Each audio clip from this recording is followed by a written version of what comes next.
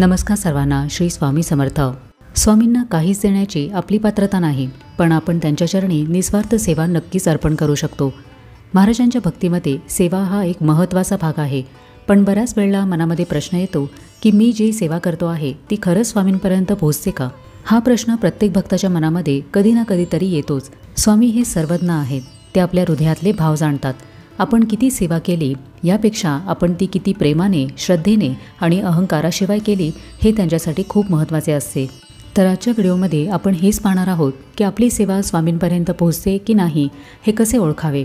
सेवा स्वामींपर्यंत पोहोचते याची पहिली खूण आहे ते म्हणजे एक प्रकारचे समाधान प्राप्त होणे. जेव्हा आपण सेवा करतो आणि त्यामध्ये कोणताही गाजावाजा, अपेक्षा, कीर्ती यांचा भाव नसतो तेव्हा एक अनोखे समाधान मनामध्ये निर्माण होते. हीच आपली पहिली ओळख असते की सेवा योग्य दिशेने गेली आहे. स्वामींनी ती स्वीकारली आहे, म्हणूनच आपल्या मनामध्ये शांती निर्माण झाली आहे. जेव्हा आपण कोणतीही सेवा निस्वार्थपणे, श्रद्धेने आणि स्वामींवरील पूर्ण विश्वासाने करतो तेव्हा एक प्रकारचे समाधान प्राप्त होते. हे समाधान कोणीही आपल्या सेवेचे कौतुक केल्यामुळे नाही, तर फक्त अंतःकरणामधून येते आणि हेच समाधान खूण असते की स्वामींनी आपली सेवा स्वीकारली आहे. अनपेक्षित मार्गाने मिळणारे सहाय्य. कधी आपले एखादे अडलेले काम अचानक सुटते. कुठून तरी कोणाची तरी मदत आपल्याला मिळते. कोणाच्या तरी ओळखीने, ग्रंथामधील एखाद्या वाक्याने किंवा एखाद्या प्रसंगाने आपल्या संकटातून मार्ग निघतो. कधी एखादे काम जे अशक्य वाटत होते ते सहज पार पडते. किंवा आर्थिक, मानसिक, शारीरिक अशा कोणत्याही प्रकारे आपण थोडेसे सुटलेले, सावरलेले वाटतो.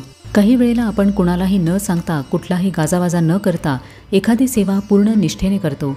त्या सेवेमुळे तात्काळ काहीच परिणाम दिसत नाही, पण काही दिवसात एखाद्या अडचणीमध्ये आपण होतो आणि अनपेक्षितपणे अचानक मदतीचा हात पुढे येतो. ही अनपेक्षित मदत म्हणजे स्वामींची पाठराखण असते. हेच दाखवते की आपली सेवा स्वामींपर्यंत पोहोचली आहे.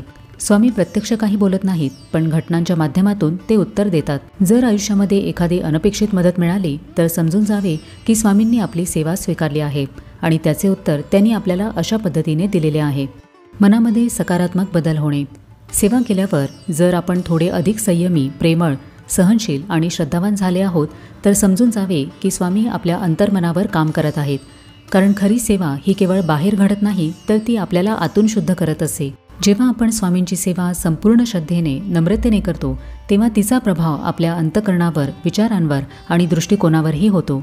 एक वेळ अशी येते जेव्हा आपले नकारात्मक विचार कमी होऊ लागतात. क्रोध, हेवा, लोभ यावर आपोआप नियंत्रण येऊ लागते. आपण आतून अधिक शांत, स्थिर आणि समाधानी होतो. प्रत्येक गोष्टीकडे समजून घेण्याच्या दृष्टीने पाहायला शिकतो. आपला आत्मविश्वास आणि श्रद्धा वाढायला लागते.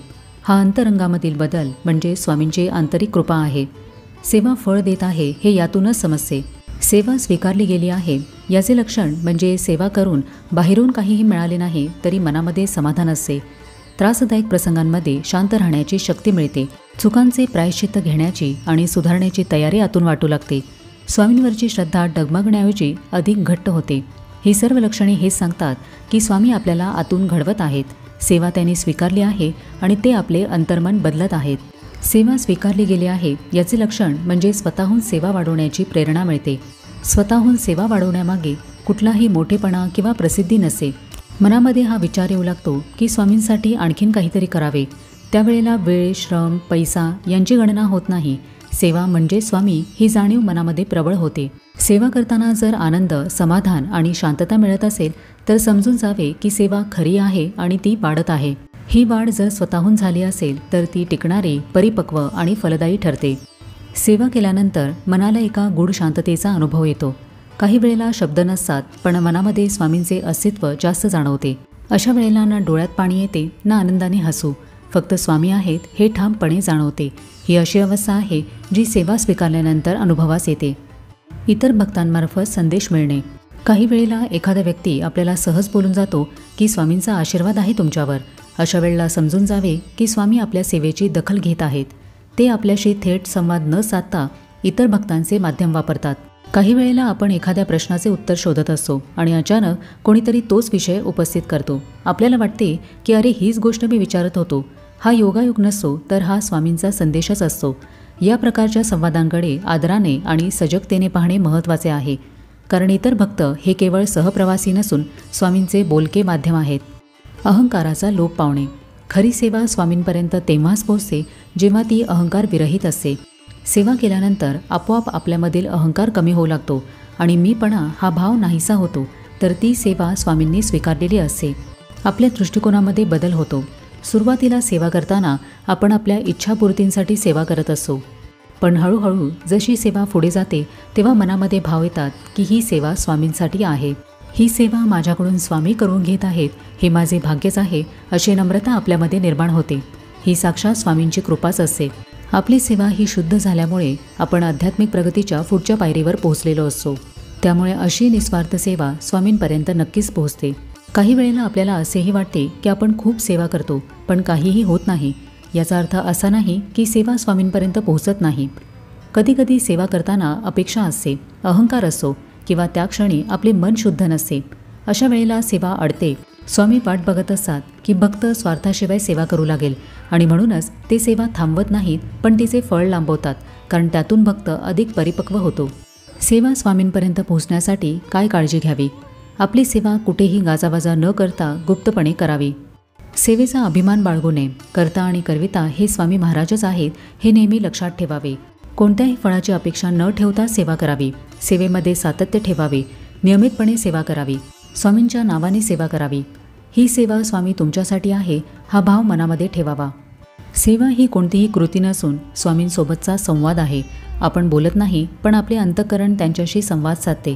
स्वामींपासून काहीही लपलेले नाही. सेवा खरी असेल, त्यामध्ये अहंकार नसेल आणि ती निस्वार्थ भावनेने केली असेल तर ती सेवा खूपच लवकर स्वामींपर्यंत पोहोचते.